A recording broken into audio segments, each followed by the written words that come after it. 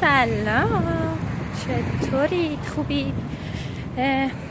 یادتونه قول داده بودم تو کلیپ قبلی که میرم جایی که دوست دارم و کاری که دوست دارم رو انجام بدم.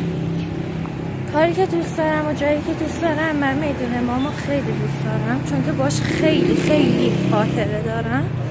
اگه شد توی کلیپ خاطره کنم بهتون میگم.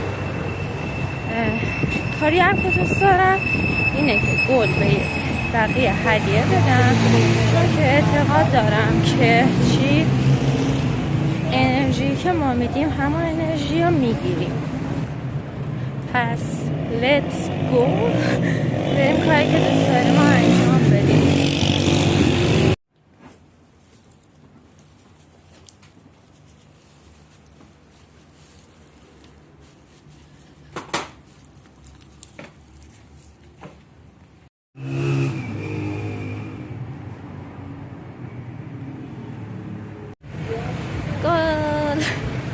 خب الان اسنپ گرفته بودم، الان نزدیک میدون امامم، دارم میرم تو خود میدون امام که بتونم براتون کلیپ بگیرم.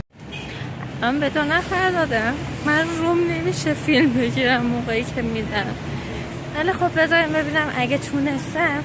الان 4 تا دادم به 2 تا مادر دختر. بعد از من پرسیدن که دلیل این کار چیه. من گفتم که اعتقاد دارم به هر کسی که انرژی مثبت بدیم همون برمیگرده به خودمون. حالا خودتون نظرتون در این باره چیه؟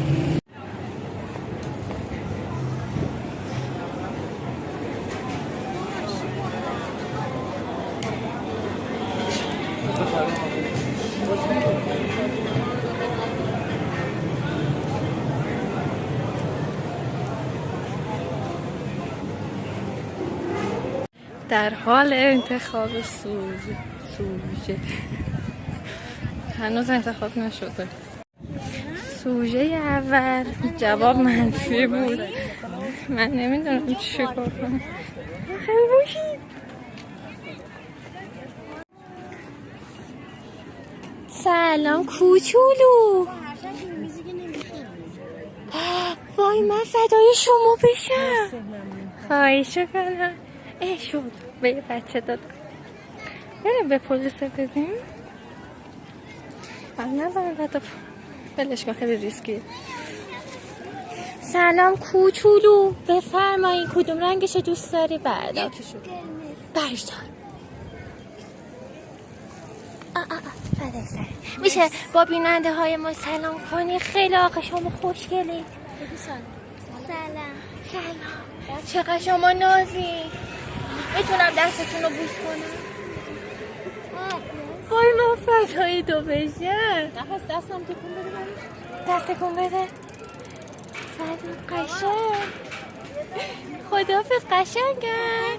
خداحافظ. خیلی دیدین چقدر ناز بود. بچه ها بهترین سوژه. بریم تو خود بازارش بعد بهشون بدیم.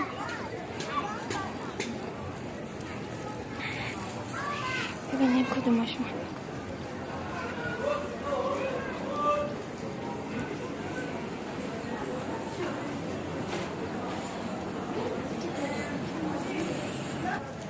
کوچولو سلام، بفرمایید. میتونی با بیننده های ما سلام کنی اگه دوست داری. بیننده دور بینه بعد میره تو یوتیوب اگه دوست داری. سلام کوچولو، چطوری؟ چقدر شما خوشگلی. اسمتون چیه؟ من خیلی خوشحالم که با شما آشنا شدم. میتونم دستتون رو بوس کنم؟ نه. پس لوبتون رو بوس کنم؟ نه. پس بغلتون کنم؟ بغلتون بشه. فعلا فعلا دیگه بقیه‌اش رو میدن، فیلم نمیگیرم، اینجوری راحت تر. فعلا خدافظ.